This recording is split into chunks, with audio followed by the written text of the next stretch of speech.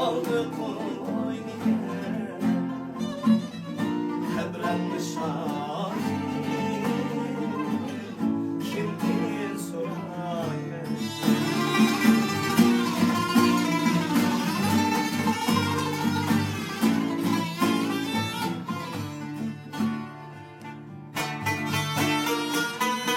acayip heyvet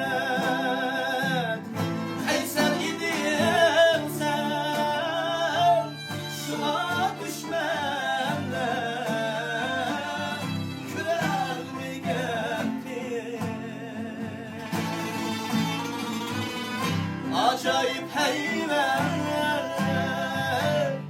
Kayser idin sen şuna düşmenle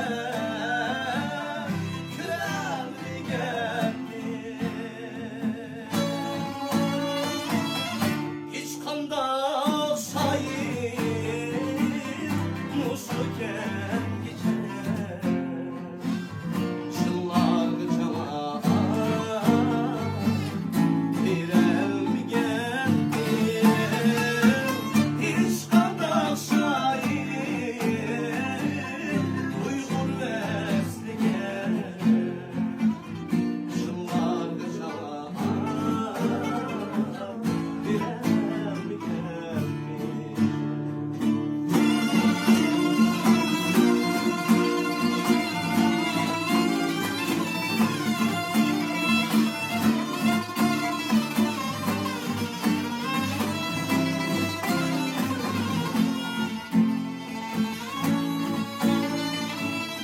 Seni şum haber ayrıydı eldim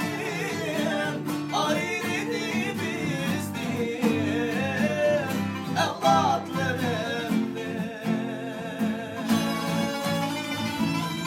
Seni şum haber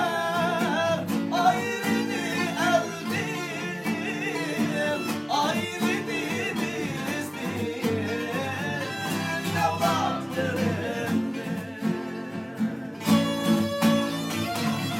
Haysiyer seni aldı koynine Hebrenli şahit kimdir sorayım Haysiyer seni aldı koynine Hebrenli şahit kimdir sorayım salam mutludan esleyme